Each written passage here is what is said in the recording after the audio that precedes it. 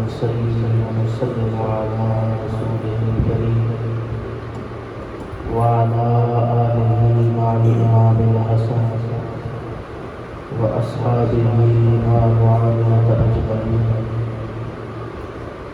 أما بعد فأعوذ بالله من الشيطان الرجيم. بسم الله الرحمن الرحيم. إن الله مع الصابرين.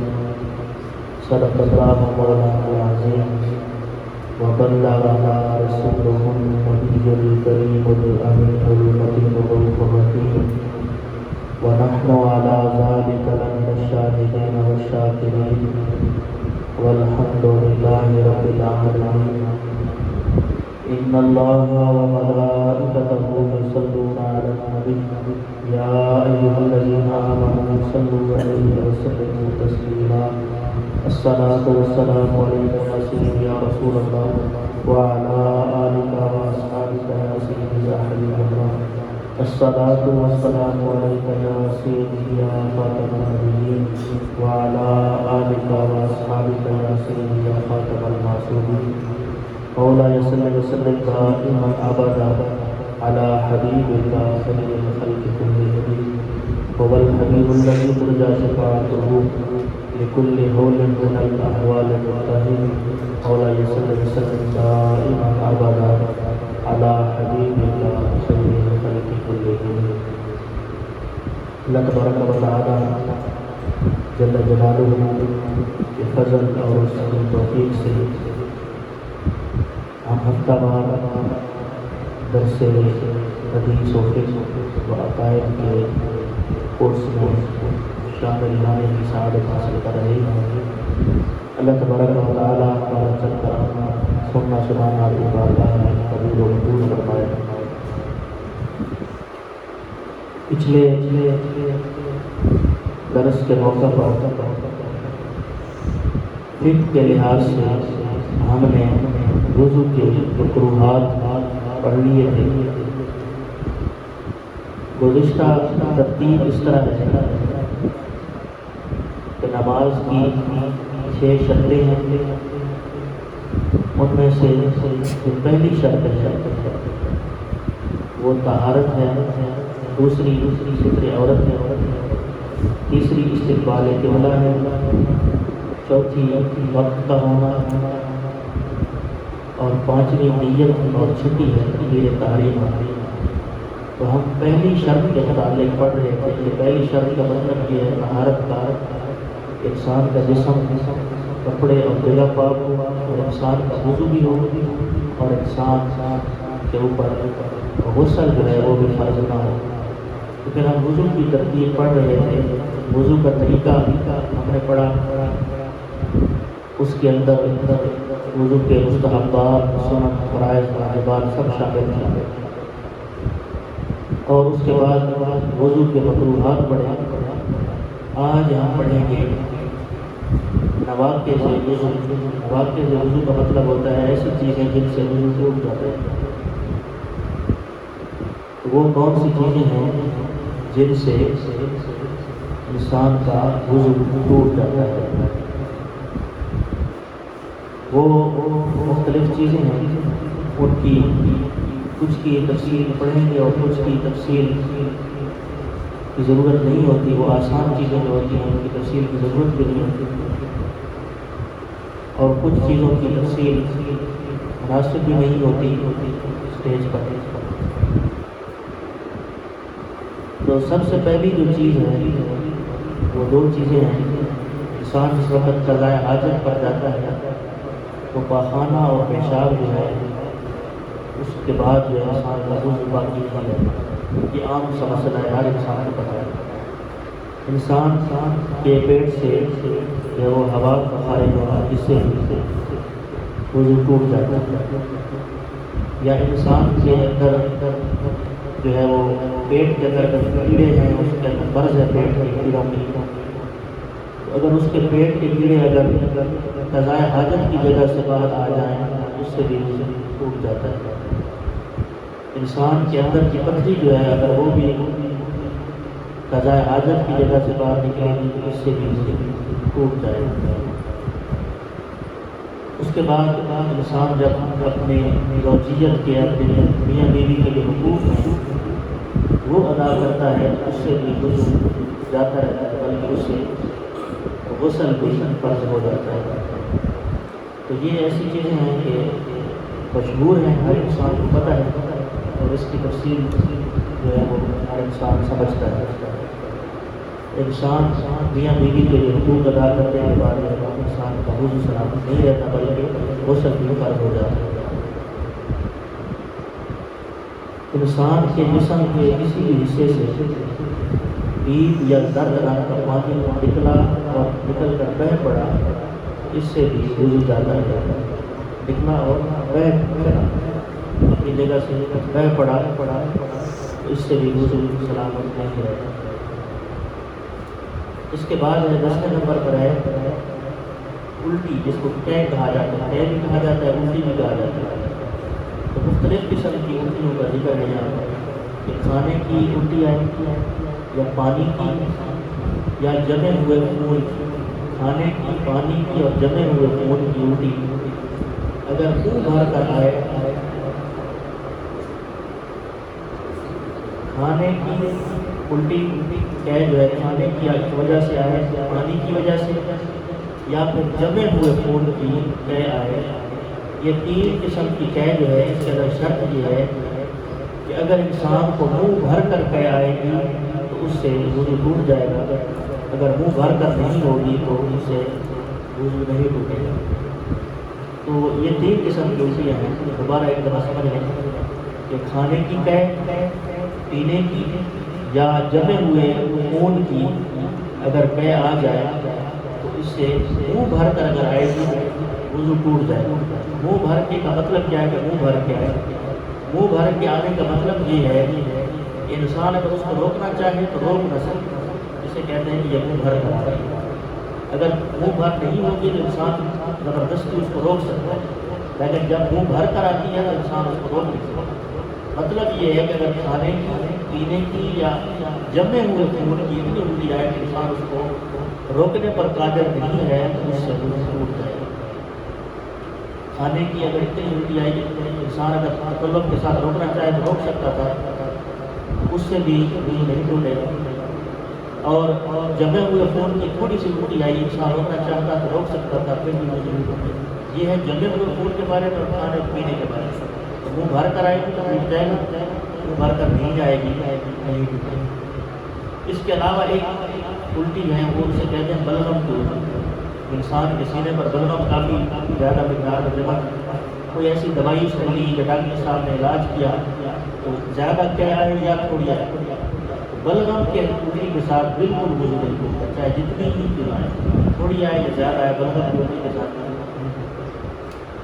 باقی رہی پتلے خون کی، جمے ہوئے خون کی بات سن لیا کہ منہ بھر کر آئے گی تو ٹوٹ جائے گا، لیکن جو پتلا خون ہے اس کی تھوڑی سی مقدار بھی اگر الٹی آ جائے گی تو انسان کا وضو ٹوٹ جائے گا۔ یہ مختلف حالتیں ہیں کہ کچھ سے وضو ٹوٹتا ہے، کچھ سے نہیں۔ تو ایک دفعہ پھر سن لیں کہ کھانے کی وجہ سے، پینے کی وجہ سے اور جمے ہوئے خون کی اگر منہ بھر کر کے آئے گی، منہ بھر کے کا مطلب یہ ہے کہ انسان روک نہ سکے تو وضو ٹوٹ جائے گا۔ اور پتلے خون کی جو الٹی ہے بے شک تھوڑی سی اگر آئے تو نہیں ٹوٹ جائے گا۔ اور زکام کی جو الٹی ہے یا بلغم کی الٹی ہے تو جتنی بھی آئے زیادہ مقدار میں اس سے یہ قے مختلف صورتیں تھیں جس کے اندر کچھ سے وضو ٹوٹتا ہے اور کچھ سے آگے 11 نمبر پر ایک جنون۔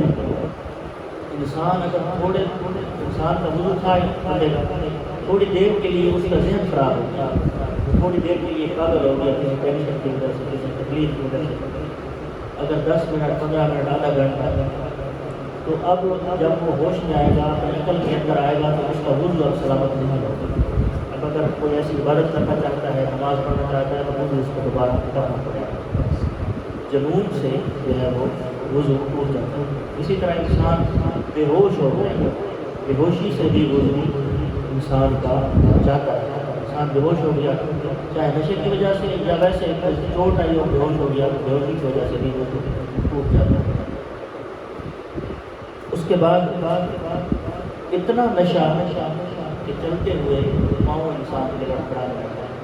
اگر اس کو کسی نے نشہ آور دوا دی ہے یا ڈاکٹر صاحب نے نشہ لگایا ہے، اتنا نشہ اگر ہے، اتنی خمار ہے آپ کے دماغ پر کہ چلتے ہوئے پاؤں لڑکھڑاتے ہیں، اس سے بھی وضو ٹوٹ جاتا ہے. یہ ٹوٹنے والی چیزوں میں سے جو ہے 13ویں نمبر پر ہے. 14ویں نمبر پر ایسی نماز جس کے اندر رکوع اور سجدے کیے جاتے ہیں، ایسی نماز جس کے اندر رکوع اور سجدے کیے جاتے ہیں، ایسی نماز کے اندر اگر انسان اونچی آواز میں کہا لگا کر ہنسے گا تو انسان کا وضو بھی ٹوٹ جائے گا اور انسان کی نماز بھی ٹوٹ جائے گا. یہ شرط ہے ایسی نماز کہ جس کے اندر رکوع اور سجود، ذات رکوع و سجود، ایسی نماز جو رکوع و سجود بنی ہے. نماز جنازہ کے احکام اس سے علیحدہ ہے، وہاں پر یہ مسئلہ نہیں ہے. نماز جنازہ کے علاوہ اس طرح یاد رکھیں، یا ایسی نماز جس کے اندر رکوع اور سجدہ ہو، ایسی نماز کے اندر انسان ٹہکا لگائے گا تو انسان کی وضو بھی ٹوٹ جائے گا اور نماز بھی ٹوٹ جائے گی. کہنے کا مطلب یہ ہے کہ انسان اتنا زور سے ہنسے کہ آس پاس والا اس کی آواز پہنچ جائے. اسے کہتے ہیں. تبسم کے ساتھ نماز نہیں ٹوٹتی. تبسم کا مطلب یہ ہوتا ہے کہ انسان مسکرائے، اس کو نہ خود کو آواز پہنچے نہ آس پاس والوں کو پہنچے. یہ تبسم کی صورت میں نماز نہیں ٹوٹتی، اور کہا کی صورت میں وضو بھی ٹوٹ جاتا ہے اور نماز بھی ٹوٹ جاتا ہے. آگے 15ویں نمبر پر ہے نیند کی حالت میں نماز ٹوٹ جاتی ہے. نیند کی حالت میں نماز ٹوٹ جاتی ہے. یہ نیند کی ایسی حالت ہوتی ہے کہ انسان مکمل طور پر ہر لحاظ سے آرام کر رہا ہے. اگر بیٹھی جگہ پر انسان نے 2-4 منٹ کے لیے 10-15 منٹ کے لیے اگر وہ نیند کے جھونکے اگر محسوس کیے تو اس سے وضو نہیں ٹوٹتا. بیٹھے اگر سو گیا بغیر پیٹ کے سویا، بیٹھے اس سے بھی وضو جو ہے وہ نہیں ٹوٹتا. بیٹھے اگر نیند اس کو ٹوٹ جاتی، لیٹ کر سوئے گا اور مکمل طور پر اس کو نیند آ جائے گا پھر وضو ٹوٹے گا. اگر صرف اونیاں آ رہی ہیں، جمائیاں آ رہی ہیں پھر بھی نہیں ٹوٹے گا. اگر مکمل طور پر نیند میں چلا جائے گا، لیٹا ہوا تھا، تو پھر اس کا وضو جو ہے وہ ٹوٹ جائے گا. ان سب چیزوں سے انسان کا جو ہے وہ چلا جاتا ہے. آگے ہے مسئلہ دکھتی ہوئی آنکھ سے جو پانی میں کیچڑ بہتا ہے، اس سے وضو ٹوٹ جاتا ہے. وہ نجس بھی ہے، جس جگہ پر لگ جائے اس کا پاک کرنا بھی کرنا ہے. انسان کی آنکھ میں اگر کوئی مرض ہے، دکھتی ہوئی آنکھ جسے آشوب جسم کہتے ہیں، اگر دکھتی ہوئی آنکھ ہے اس میں سے پانی نکلا یا کیچڑ جو ہے وہ رنگ قسم کا جو ہوتا ہے وہ نکلا تو اس سے وضو بھی ٹوٹ جاتا ہے. اور وہ کیچڑ جو ہے وہ ناپاک ہے. اگر انسان کے کپڑا وغیرہ پر جتنی جگہ پر جو ہے وہ پہنچا وہ چیزیں پاک کرنا ضروری ہے. تو یہ ایسی چند چیزیں سی جن سے انسان کا وضو سلامت نہیں رہتا. اللہ تبارک و تعالیٰ ہمیں کامل طریقے سے نماز اور وضو کے احکام سمجھ کر ان پر عمل کرنے کی توفیق نصیب فرمائے. آگے ہے ہمارا عقائد کا بیان. تو ہم عقائد کے بیان میں اللہ تبارک و تعالیٰ کی توحید، اللہ تعالیٰ کے امانات اور ہدایت اور گمراہی کا اللہ تعالیٰ کی طرف سے ہونا، اور اس کے اندر ہم یہ بھی پڑھ چکے تھے کہ ایسی چیزیں جو دنیا میں اچھی نہیں سمجھی جاتی، اگرچہ ہر چیز اللہ کی طرف سے ہے لیکن ان کی نسبت اللہ تعالیٰ کی طرف کرنا بہتر نہیں ہوتا. یہ بھی ہم نے پڑھ لیا. یہاں تک ہم نے وہ اللہ تعالیٰ کی صفات پڑھی ہیں جو اللہ تعالیٰ کے اندر پائی جاتی ہیں. انہیں کہا جاتا ہے صفات ثبوتیہ. اور آج جو ہم پڑھیں گے وہ ہے صفات سلبیہ. صفات ثبوتیہ کا مطلب یہ ہے کہ ایسی صفتیں جو اللہ تعالیٰ کے اندر پائی جاتی ہیں. صفات سلبیہ کا مطلب یہ ہے کہ اللہ تعالیٰ کے اندر یہ صفتیں نہیں پائی جاتی. جو عیب والی چیزیں ہیں اس کا نہ پایا جاتا ہے، اسے کہا جاتا ہے صفات سلبیہ. اور جو کمالات والی چیزیں ہیں ان کا پایا جانا اسے کہا جاتا ہے صفات ثبوتیہ. تو صفات ثبوتیہ ہم نے مختصر جو ہے اللہ تعالیٰ کے متعلق پڑھی. آج جو ہے اللہ تعالیٰ کی تنزیہ، اللہ تعالیٰ کا پاک ہونا ایسی چیزوں سے جو عیب شمار ہوتا ہے ان میں سے جو حصہ آج ہمارے تفصیل ہوگا ہم پڑھیں گے. تو سب سے پہلے جو آج ایسی صفت ہے جو اللہ تعالیٰ کے اندر نہیں پائی جاتی جس سے اللہ پاک ہے، وہ ہے اللہ تعالیٰ جسم اور جسمانیت سے پاک ہے. اللہ تعالیٰ جسم اور جسمانیت سے پاک ہے، یعنی نہ وہ جسم ہے اور نہ ایسی باتیں پائی جاتی ہیں جو وہ جسم پر دلالت کرتی ہیں. نہ اللہ کا جسم ہے، نہ ایسی چیزیں اللہ تعالیٰ کے اندر موجود ہیں جو جسم پر دلالت کرتی ہیں. مثلا یہ نہیں کہا جا سکتا کہ اللہ تعالیٰ کا جسم تو نہیں ہے لیکن اس کا ہاتھ ہے.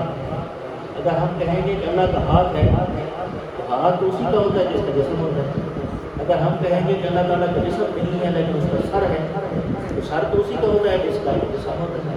اگر ہم کہیں کہ اللہ تعالیٰ کا جو ہے وہ جسم تو نہیں ہے، اس کے پاؤں ہیں، تو اس کا یہی مطلب ہوگا کہ پاؤں تو اسی کے ہوتے ہیں جس کا جسم ہوتا ہے. نہ تو اللہ تعالیٰ کے اندر اللہ تعالیٰ کا جسم ہے، نہ ہی اس کے اندر ایسی چیزیں پائی جاتی ہیں جو جسم پر دلالت کرتی ہیں، یعنی کہ جن کی وجہ سے جسم سمجھ میں آتا ہو ایسی چیزیں بھی اللہ تعالیٰ کے اندر موجود نہیں جو، بلکہ اللہ تعالیٰ کے حق میں یہ چیزیں محال ہیں. محال کا مطلب ہوتا ہے ناممکن. یہ چیز ناممکن ہے کہ اللہ تبارک و تعالیٰ کے اندر جو ہے وہ جسم اور جسم پر دلالت کرنے والی اور چیزیں پائی جائیں. یہ اللہ کے حق میں ناممکن بات ہے. اسی کو ناممکن کو دوسرے لفظوں میں محال کہا جاتا ہے. تو قرآن مجید اور احادیث طیبہ میں کچھ الفاظ ایسے آئے ہیں جو ظاہری طور پر کچھ لوگ گمراہی پھیلانے کے لیے ان سے استدلال کرتے ہیں کہ یہاں سے مراد اللہ کا ہاتھ ہے، یا اللہ تعالیٰ کا پاؤں ہے، یا اللہ تعالیٰ کا چہرہ ہے. تو یہ چیزیں کچھ الفاظ ملتے ہیں. اس کے لیے بنیادی طور پر یہ سمجھنا ضروری ہے کہ قرآن مجید کی آیات 3 قسم کی ہوتی ہیں. قرآن مجید کی آیات 3 قسم کی ہوتی ہیں. ایک ہوتے ہیں حروف مقطعات، ایک ہوتے ہیں آیات متشابہات، اور تیسرے ہوتے ہیں آیات محکمات. ہم جن چیزوں کے ماننے کے اور ان پر عمل کرنے کے پابند ہیں اور مکلف ہیں وہ صرف اور صرف آیات محکمات. باقی چیزیں جو حروف مقطعات ہیں یا آیات متشابہات ہیں وہ اللہ جانتے اور اللہ کا نبی جانتے. ہمیں ان کے اندر پڑھنے کی ضرورت نہیں ہے. راستے علم بندہ جو ہو جس کو اللہ تعالیٰ اور اللہ کے رسول صلی اللہ علیہ وسلم کی بارگاہ سے علم کا ایک ذرا بھی نصیب ہوتا ہے وہ آیات متشابہات میں پڑھنے کی جسارت ضرورت نہیں کرتا. الذین فی قلوبہم زیغ فیتبعون ما تشابہ. اللہ تبارک و تعالیٰ نے ارشاد فرمایا کہ جن کے دل ٹیڑھے ہوتے ہیں وہ آیات متشابہات میں کوشش کرتے ہیں. آیات متشابہات کو بار بار موضوع بحث بناتے ہیں کہ یہ دیکھو یہاں سے اللہ کا ہاتھ ثابت ہوتا ہے، یہاں سے اللہ کا چہرہ ثابت ہوتا ہے. تو یہ ہے متشابہ آیات. ایک ہوتے ہیں حروف مقطعات اور ایک ہوتے ہیں آیات محکمات. حروف مقطعات ایسے ہیں کہ اللہ اور اللہ کے رسول کے علاوہ اکثر علماء کی رائے کے مطابق ان کا حضرت جبریل کو بھی مانا نہیں تھا. بلکہ روایات کا لکھنا آتا ہے کہ جب الف لام میم حضرت جبریل علیہ السلام لے کر تشریف لائے حضور کی بارگاہ میں حاضر ہوئے تو الف انہوں نے کہا الف تو حضور نے کہا فہم تو میں سمجھ گیا. پھر انہوں نے کہا لام آپ نے فرمایا فہم تو میں سمجھ گیا. پھر انہوں نے کہا میم آپ نے کہا فہم تو میں سمجھ گیا. تو مطلب یہ تھا کہ پورے قرآن کو لے کر نازل ہوتے رہے تشریف لاتے رہے تو حضور نے کبھی بھی نہیں کہا کہ میں سمجھ گیا. لیکن یہ الفاظ ایسے تھے یہ حروف مقطعات کے حضرت جبریل کو تسلی حضور دلا رہے ہیں کہ یہ تم جو لے کر آئے ہو پہلے لاتے تھے تمہیں بھی مانا آتا تھا مجھے بھی آتا تھا، لیکن آج ایسی آیت لے کر آئے ہو کہ تمہیں مانا نہیں آتا مجھے آتا ہے. تسلی دلا دوں کہ میں سمجھ گیا ہوں تاکہ جبریل علیہ السلام کو پتہ چلے کہ میں اللہ پہنچا چکا ہوں. تو حروف مقطعات ایسے ہیں جن کا معنی حضور صلی اللہ علیہ وسلم اور اللہ کے علاوہ کوئی بھی نہیں جانتا. اور آیات متشابہات جو ہیں ان کا ظاہری طور پر معنی لغت کے اعتبار سے کیا جا سکتا ہے. اب الف لام میم کا کوئی معنی نہیں ہے. الف کا کیا مطلب ہے، لام کا کیا مطلب ہے، میم کا کیا مطلب ہے. ہمارے ذمہ کیا ہے کہ جو بھی اللہ نے الف لام میم کے اندر ارشاد فرمایا ہے ہم اس کو مانتے ہیں، اگرچہ ہمیں پتہ نہیں کہ اللہ نے کیا فرمایا ہے الف لام میم کے اندر، لیکن اس کا ماننا ہمارے لیے ضروری ہے۔ الف لام میم جب ہم پڑھتے ہیں، اگر کوئی اتنی ہی تلاوت کرے الف لام میم اور بعد اس کو موقع نہ ملے کوئی اور مصروفیت بن جائے، الف لام میم پڑھ کر آخر میں اس طرح باقی قرآن مجید کی آیت پڑھ کر آخر میں پڑھتا ہے تو صدق اللہ العظیم۔ تو یہاں پر بھی یہی نظریہ رکھنا ہے کہ پڑھا تو الف لام میم ہے، صدق اللہ العظیم، اللہ نے جو بھی فرمایا ہے سچ فرمایا ہے، تو حق کا یقین رکھنا۔ اسی طرح آیات متشابہات جو ہیں جن کا معنی تو لغت کے اعتبار سے اگر لغت کی کتابوں سے دیکھ کر کر سکتا ہے، دوسرے لفظوں کی طرح لفظ ہیں، لیکن جو اس آیت کے اندر ترجمہ ہوتا ہے وہ انسان مان نہیں سکتا۔ اس طرح کے اللہ تعالیٰ کا فرمان ہے ید اللہ فوق ایدیہم، اللہ کا ہاتھ ان کے ہاتھوں پر ہے، اللہ کا ہاتھ ان کے ہاتھوں پر ہے۔ اب ترجمہ تو ہو گیا لغت کے اعتبار سے، لیکن اللہ کا تو ہاتھ ہے نہیں، اللہ لیس کمثلہ شیء فی الارض ولا فی السماء۔ اگر اللہ کا ہاتھ ہوتا یا اللہ کے پاؤں ہوتے، زمین اور آسمان میں سے کسی کے وہ مشابہ تو ہوتا، لیکن اللہ فرماتا ہے اللہ کی مثل نہ زمین میں کوئی چیز ہے نہ آسمان میں کوئی چیز ہے۔ اللہ کی بے مثل اور بے مثال ہے، وہ ہاتھ سے پاک ہے، وہ پاؤں سے پاک ہے۔ پھر بھی آیت تو ہے ید اللہ فوق ایدیہم، اس کا وہ مطلب نہیں جو ہمیں سمجھ آ رہا ہے، بلکہ راسخ فی العلم یہی کہتے ہیں کہ کل میرے طرف سارا کا سارا اللہ کی طرف سے ہے، اللہ جو بھی فرما رہا ہے ہم اس پر ایمان لاتے ہیں۔ ہماری یہ ضرورت نہیں ہے کہ ہم مانا کریں اللہ کے ہاتھ میں کیا ہوتا ہے، لیکن بعض علماء نے یہ طریقہ بتایا ہے کہ یہاں پر اللہ کا ہاتھ لکھا ہوا ہے کتابوں میں، وہاں اس سے مراد ید اللہ، اللہ کا ہاتھ، اس کا معنی ہوگا اللہ تعالیٰ کا دست قدرت، اللہ تعالیٰ کا دست قدرت، اللہ تعالیٰ کی تائید، اللہ تعالیٰ کی طاقت۔ جب بیت رضوان والوں کو متعلق اللہ نے ارشاد فرمایا کہ اللہ کا ہاتھ ان کے ہاتھوں پر ہے، اس کا مطلب یہ ہے کہ وہ اللہ کے نبی کی مدد کر رہے ہیں، اللہ تبارک و تعالیٰ کی طاقت ان کی مدد کر رہے ہیں، یہ مطلب ہے۔ اسی طرح اگر اللہ تبارک و تعالیٰ کے متعلق وجہ کا لفظ آ جائے اس کا مطلب یہ ہوتا ہے اینما تولوا ثم وجہ اللہ۔ اس کا ظاہری اگر معنی لغت کے اعتبار سے کیا جائے تو یہ بنتا ہے کہ جدھر بھی پھرو گے اللہ کا چہرہ تمہیں ملے گا، حالانکہ اللہ تعالیٰ چہرے سے پاک ہے، کسی نے بھی اس کا چہرہ نہیں دیکھا تو اس کا چہرہ ہے ہی نہیں۔ تو چہرے کا مطلب یہ ہے کہ اللہ کی ذات، اینما تولوا ثم وجہ اللہ، جدھر بھی دیکھو گے اللہ تعالیٰ کی ذات کے ہمیں جلوے نظر آئے گا۔ وجہ کا مطلب ہے اللہ تعالیٰ کی ذات۔ اس قسم کے الفاظ جو ہیں ان کا وہ معنی نہیں ہے قرآن حدیث میں جو ہمارے ہوئے ہیں، جو عام طور پر دیا جاتا ہے وہ آیات متشابہات ہیں، اور جو آیات متشابہات پڑھ کر لوگوں کو گمراہ کرتا ہے اس کے اندر اس کے متعلق قرآن مجید کی آیت موجود ہے الذین فی قلوبہم زیغ فیتبعون ما تشابہ، جو ایسے لوگ جن کے دل ٹیڑھے ہوں، جن کے دل سیدھے نہ ہوں، تو وہ ایسی آیات کے پیچھے چلتے ہیں جو آیات متشابہات۔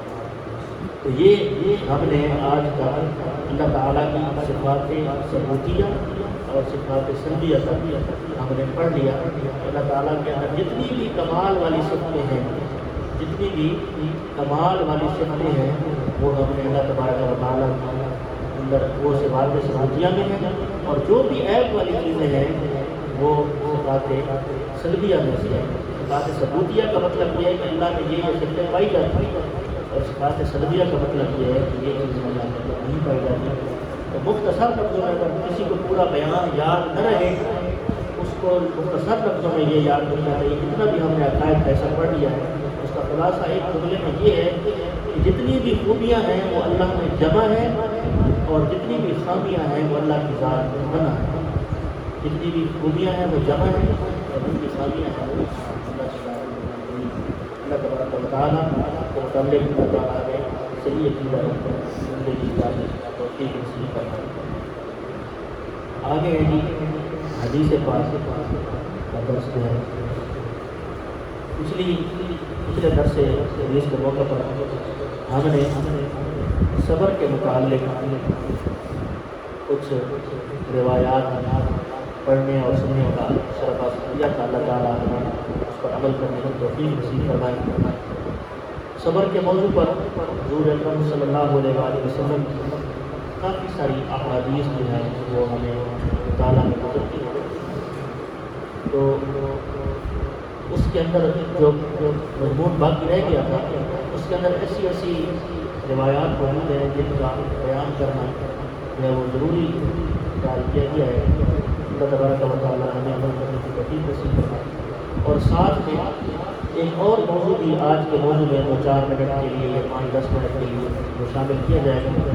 ہو سکتا ہے کہ پھر کبھی اس موضوع کی طرف ہمیں جو ہے وہ پلٹنے کا موقع نہ مل سکے، دوسری مصروفیات کی وجہ سے یا دوسرے موضوعات کی وجہ سے، تو وہ موضوع بھی تھوڑا سا ہو جائے گا۔ تو اللہ تبارک و تعالیٰ جل جلالہ نے قرآن مجید کے اندر ارشاد فرمایا ان اللہ مع الصابرین۔ اللہ تبارک و تعالیٰ کی تائید جو ہے، اللہ تبارک و تعالیٰ کی نصرت اور مدد جو ہے وہ صبر کرنے والے لوگوں کے ساتھ ہے۔ جو صبر کرنے والے ہوں گے اللہ تعالیٰ کی مدد اور اللہ تعالیٰ کی نصرت اور اللہ تعالیٰ کی تائید انہی لوگوں کے ساتھ ہوگا۔ نبی کریم رؤوف الرحیم صلی اللہ علیہ وآلہ وسلم آپ کا فرمان حضرت سیدنا ابو ہریرہ رضی اللہ تعالیٰ عنہ آپ سے روایت ہے، آپ فرماتے ہیں کہ اللہ تبارک و تعالیٰ ارشاد فرماتا ہے، اسے کہتے ہیں حدیث قدسی، جو اللہ کا فرمان حضرت جبریل کے واسطے سے نبی کریم صلی اللہ علیہ وسلم تک پہنچے اسے قرآن کہتے ہیں، اور جو اللہ کا فرمان حضرت جبریل علیہ السلام کے واسطے کے بغیر نبی کریم صلی اللہ علیہ وسلم اپنے امتیوں کو بتا دیں اسے حدیث قدسی کہا جاتا ہے۔ تو یہ حدیث قدسی کے الفاظ ہیں۔ یقول اللہ تعالیٰ، اللہ تبارک و تعالیٰ ارشاد فرماتا ہے ما لعبد المؤمن عندی جزاء اذا قبضت سفیہ من اہل الدنیا ثم احتسبہ الا الجنہ۔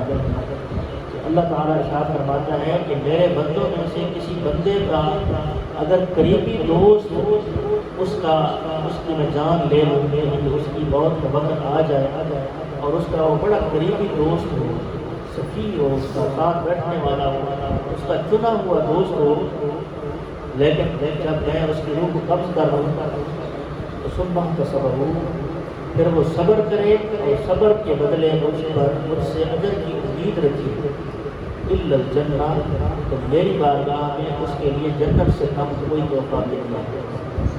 کسی کا دوست اگر قریبی دنیا سے چلا جائے، قریبی آدمی ہو، اس کے بغیر صبح و شام اس سے گزارنا مشکل ہے، لیکن اللہ تعالیٰ فرماتا ہے کہ اگر اس کا دوست روح کا قبض کر لو تو دنیا سے چلا جائے، اس کا دوسرا دوست جو ہے وہ صبر کا مظاہرہ کرے اور صبر کے بدلے اس سے اجر کی امید رکھے، تو میں جنت سے کم اسے اجر نہیں ہوں۔ یہ جو ہے وہ صبر کرنے کا اجر ہے۔ اللہ تبارک و تعالیٰ ہمیں صبر کرنے کی توفیق نصیب فرمائے۔ حضرت انس بن مالک رضی اللہ تعالیٰ عنہ سے روایت ہے، سمعت رسول اللہ صلی اللہ علیہ وسلم یقول، میں نے اللہ کے رسول صلی اللہ علیہ وآلہ وسلم کو یہ فرماتے ہوئے سنا، ان اللہ عز و جل قال، اللہ تعالیٰ ارشاد فرماتا ہے، یہ بھی حدیث قدسی ہے، اذا ابتلیت عبدی بحبیبتیہ فصبر عبدته منہما الجنہ یرید عینیہ۔ کہ اللہ تبارک و تعالیٰ ارشاد فرماتا ہے کہ میں کسی کو اگر مبتلا کروں اس کی دو محبوب چیزوں کی وجہ سے، اس کی دو ایسی چیزیں جو اسے بڑی پیاری لگتی ہیں، اگر اس کی وجہ سے میں اسے آزماؤں، اور وہ دو چیزیں کیا کون سی ہیں؟ وہ دو چیزیں یرید عینیہ ہے۔ اللہ تعالیٰ کے فرمانے کا مطلب ہے کہ اس کی دو آنکھیں، اگر دنیا میں رہتے ہوئے اللہ تعالیٰ کسی سے آنکھیں لے مطلب یہ اس کی بینائی چلی گئی، وہ دیکھ نہ سکے، لیکن کیا ہے فصبر، لیکن وہ آنکھوں کے جانے پر ملال کا اظہار نہ کرے بلکہ صبر کا مظاہرہ کرے، تو اس کی حبیب چیزیں جو ہے وہ میں لے لوں، اللہ تعالیٰ فرماتا ہے پھر بھی وہ فصبر عبدته منہما الجنہ، تو دو آنکھوں پر صبر کے بدلے اللہ تعالیٰ فرماتا ہے کہ میں نے جنت عطا فرمائی۔ یہ ہے ایک صبر کا مقام اللہ کی بارگاہ میں اور اللہ کے پیارے حبیب صلی اللہ علیہ وسلم کی بارگاہ میں۔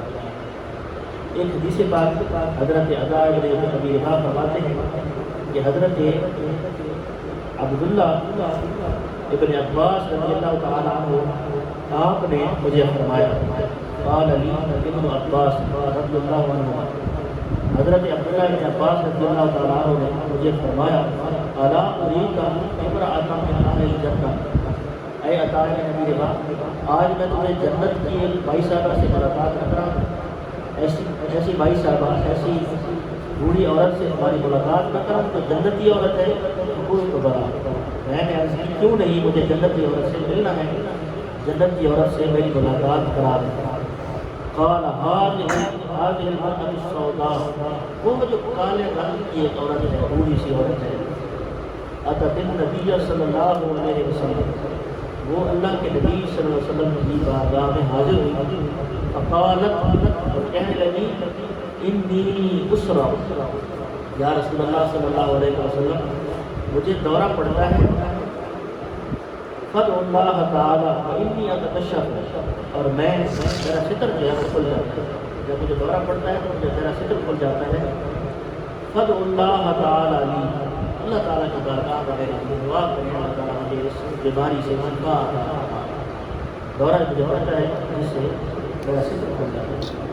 قال، حضور پاک صلی اللہ علیہ وسلم نے فرمایا ان شئت صبرت ولکن الجنہ وان شئت دعوت اللہ تعالی ان یعافیہ، حضور پاک صلی اللہ علیہ وسلم نے فرمایا اے بھائی صاحبہ اگر تو چاہے تو میں تیرے لیے دعا کر دیتا ہوں، اللہ تعالیٰ تجھے شفا عطا فرما دے گا، اگر تو چاہے تو صبر کرے اور اللہ تعالیٰ اس کے بدلے تمہیں جنت عطا فرمائے، یہ تمہارے لیے آپشنل معاملہ ہے کہ تم اس میں سے کوئی بھی جو ہے وہ انتخاب کر سکتی ہو، چاہو تو میں دعا کر دیتا ہوں اور تمہیں اس سے شفا مل جائے، اگر تم چاہو اس پر صبر کرو، دنیا کے چند دن ہیں اس پر صبر کرو اور پھر اللہ تبارک و تعالیٰ اس صبر کے بدلے تمہیں جنت عطا فرمائے۔ تو یہ صحابہ کرام نے صبر کا کتنا سبق پڑا ہوا تھا، حالانکہ کائنات کا سب سے بڑا شفا خانہ ہے، ہاتھ اٹھنے کی دیر تھی، حضور پاک صلی اللہ علیہ وسلم کے صدقے اللہ تعالیٰ نے شفا عطا فرما دیتا، لیکن حضور نے جب ایک خواہش کا اظہار کر دیا کہ ہماری صاحبہ تم صبر کرو، اللہ تعالیٰ تمہیں جنت عطا فرما دے گا۔ فقالت اصبر، یا رسول اللہ آپ میرے لیے دعا نہ کریں، میں صبر کروں کہ اللہ تعالیٰ اس کو جنت عطا فرمائے۔ لیکن یہاں پر ایک ایمان افروز بات ہوگا، بھائی صاحبہ نے ارشاد فرمائی، حضور پاک صلی اللہ علیہ وسلم کی بارگاہ میں عرض کی، حضور پاک صلی اللہ علیہ وسلم کی بارگاہ میں عرض کرنے لگی، حضور پاک صلی اللہ علیہ وسلم سے صبر کا وعدہ کر لیا ہوگا، حضور پاک صلی اللہ علیہ وسلم نے جنت کا وعدہ بھی فرما لیا، اب ایک عورت ہے ہماری صاحبہ ہے، اس کو پتہ ہے کہ میں نے جنت میں جانا ہے، حضور نے جب فرما دیا جنت میں جانا ہے، لیکن وہ اس کے بعد پھر حضور سے گزارش کرتے ہیں، درخواست کرتے ہیں، قالت انی اتکشف فادعوا اللہ اللہ اتکشف، یا رسول اللہ صلی اللہ علیہ وسلم آپ کی دعا سے اگر اللہ جنت دے سکتا ہے، بڑی دعا میں جنت کی جو ہے وہ جنت لے کر جا رہی وہاں سے، لیکن ایک چھوٹی سی دعا دنیا کے واسطے مجھے دے دو، بے شک مجھے دورے پڑتے رہیں لیکن مجھے یہ دعا دے دیں کہ مجھے جتنے بھی دورے پڑتے رہیں اللہ تعالیٰ کے کرم سے میرا ستر اور پردہ بحال ہے، میرا پردہ جو ہے وہ بحال رہے۔ حضور پاک صلی اللہ علیہ وسلم آپ نے فدعا لہا، متفق علیہ روایت بخاری میں، اللہ کے محبوب صلی اللہ علیہ وسلم نے ان کے پردے کے لیے دعا فرمائی، حضور پاک صلی اللہ علیہ وسلم نے دعا فرمائی کہ ہماری صاحبہ دورے جتنے بھی پڑھتے رہیں گے تیرا ستر اور پردہ نہیں کرے، تو اس عورت کو کیا پڑی تھی پردے کا خیال رکھنے کی جس کو جنت کی ضمانت مل چکی ہے، لیکن صحابیہ عورت نے ہمارے لیے یہ پیغام چھوڑا ہے کہ جو ہے وہ پردہ جنت کے اندر جانے یا نہ جانے کے لیے نہیں کیا جاتا، بلکہ اللہ اور اس کے رسول کو خوش کرنے کے لیے کیا جاتا ہے، پردہ اس لیے کیا جاتا ہے تاکہ اللہ بھی راضی ہو، اللہ کے حبیب بھی راضی ہو، اور اللہ کے نبی صلی اللہ علیہ وسلم نے بھی اتنی بڑی تکلیف کے باوجود ان کو دعا کی بجائے صبر کا حکم فرمایا، لیکن جب پردے کا معاملہ آیا تو اللہ کے نبی نے فوراً ہاتھ اٹھایا، اے اللہ میری صحابیہ کا بندہ سلامت رکھنا، سے دورے پڑتے رہیں یہ صبر کے لیے بڑی، لیکن میری صحابیہ کو بندے کا معاملہ آیا تھا تیرے ہاتھ، یہ کتنی ایمان افروز بات ہے۔ آج کاش کہ ہماری مائیں بہنیں ایسی روایات کو پڑھیں اور ان پر عمل کرنے کی جو ہے وہ بھرپور کوشش کریں کہ پردہ جو ہے وہ اللہ اس کے رسول کو کتنا پسند ہے۔ غزوہ احد کا جب موقع آیا تو علامہ قاضی ایاز بالکی رحمۃ اللہ علیہ شفاعت شریف میں روایت لے کر آئے ہیں، ایک مائی صاحبہ ہیں، ان کے بھائی بھی شہید ہو گئے، ان کے والد بھی شہید ہو گئے، ان کے شوہر بھی شہید ہو گئے، ان کے بیٹے بھی شہید ہو گئے، 4 شہیدوں کی ماں بن گئی، 4 شہیدوں کی وارث بن گئی، ایک وارث کی ماں، ایک وارث کی بیوہ، ایک وارث کی بیٹی اور ایک وارث کی بہن، 4 ورثاء کی 4 شہیدوں کی وارث بن کے جب وہ میدان احد میں تشریف لائی تو صحابہ کرام نے عجیب منظر دیکھا کہ مائی صاحبہ نے شریعت کے مطابق پردہ کیا ہوا تھا، جس طرح شریعت کا پردہ تھا اسی طرح کیا ہوا تھا۔ صحابہ کرام بڑے حیران ہوئے کہ بندہ تو تکلیفوں میں اور غموں میں کیا کیا چیزیں بھول جاتا ہے، مائی صاحبہ تم نے پردے کا خیال رکھا ہوا ہے۔ مائی صاحبہ نے ایسے الفاظ ارشاد فرمائے جو آج کی ہر ماں بیٹی کو یہ سننے چاہیے اور اس پر عمل کرنے کی کوشش کرنی چاہیے۔ آپ نے فرمایا کہ میرے خاندان کے بندے مر گئے ہیں، میرا حیات نہیں مرا، میرے خاندان کے بندے مر گئے ہیں لیکن میرا حیا مردہ نہیں ہوا، میرا حیا زندہ ہے۔ لیکن بھائی صاحبہ نے ان کو سمجھانے کے لیے کہا نا کہ مر گئے ہیں، لیکن قرآن مجید کی آیات کے مطابق اور حدیث طیبہ کے مطابق شہید بھی زندہ ہے اور صحابیہ کا پردہ بھی زندہ ہے، شہید بھی زندہ ہے اور صحابیہ عورت کا پردہ بھی زندہ ہے، ان کا حیا بھی زندہ ہے۔ تو آج ہمیں یہ سوچنا چاہیے کہ تھوڑی سی تکلیف آ جائے انسان پر، تھوڑی سی انسان کے معاملات کے اندر جو ہے وہ دیگر وہ حالات ہو جائیں تو سب سے پہلا نمبر ہم شریعت کا لگاتے ہیں کہ اللہ کے دین کو چھوڑ دو۔ اگر ہمیں آپشن نظر آئے تو 2 چیزوں میں سے ایک چیز کو ہم انتخاب کر سکتے ہیں، دونوں کو لے کر نہیں چل سکتے، ایک کو لے کر چلنا چاہیے، تو ہم پہلے نمبر پر شریعت کو چھوڑ دیں، شریعت کو چھوڑ دو، باقی معاملات کو دیکھیں۔ ہر قسم کے شادی کے معاملات ہیں، نوکری کے معاملات ہیں، دیگر معاملات ہیں، تھوڑا سا انسان غفلت میں مبتلا ہو تو سمجھتا ہے کہ شریعت کا تو مالک ہو گیا۔ صحابہ کرام نے جو ہے وہ عمل کر کے دکھایا ہے، ہمارے لیے یہ پیغام چھوڑا ہے کہ جو بھی آ جائے، جیسا بھی مسئلہ آ جائے، جتنے بھی معاملات جو ہے وہ حالات جدھر کے جدھر ہو جائیں، اگر ہم نے راضی کرنا ہے تو یا اللہ کو راضی کرنا ہے یا اللہ کے حبیب صلی اللہ علیہ وسلم کو راضی کرنا ہے۔ تو آج ہمیں یہ ضرورت ہے کہ ہم اللہ تعالیٰ کے دین کو جو ہے وہ اپنے گھروں میں جگہ دیں۔ دین اللہ کے نبی صلی اللہ علیہ وسلم کا دین جو ہے نا روزانہ شام کو ہمارے ہاں ہمارے دروازوں پر تشریف لاتا ہے، روزانہ وہ ہمارے ہاں رات رہنا چاہتا ہے، ہمارے ہاں وہ رہنا چاہتا ہے، روزانہ رات کو ہمارا دروازہ کھٹکھٹاتا ہے کہ اے مسلمانوں آج رات میں تمہارے ہاں رہنا چاہتا ہوں۔ اسلام اگر رہتا ہے تو اس کے لیے کمرے کا انتظام نہیں کرنا پڑتا کہ علیحدہ کمرہ بنا دو، اسلام میں رہنا ہے، بلکہ ایک رات اسلام کے مطابق گزار دو تو گویا کہ ہم نے ایک رات اللہ کے دین کی مہمان نوازی کی۔ لیکن ہم کیا جواب دیتے ہیں کہ ہمارے بچوں نے فلمیں دیکھنی ہیں، ہمارے بچوں نے گانے سننے ہیں، اے اسلام تو کوئی اور گھر تلاش کر لیں، یہاں پر کوئی جگہ نہیں۔ تو ہمیں چاہیے کہ ہم اللہ کے دین کو ہمیں جگہ دیں، اپنے جسم پر نافذ کریں، اپنے وقت کی معاملات، دین کو دنیا کے معاملات جہاں جہاں کرتی ہے ہمیں یہی تلاش کرنا چاہیے کہ ہمیں اپنے نفس کی نہیں سننی بلکہ اللہ اور اس کے رسول کی سننی ہے اور اس پر عمل کرنے کی بھرپور کوشش کرنی ہے۔ اللہ تبارک و تعالیٰ مزید نصیب فرمائے۔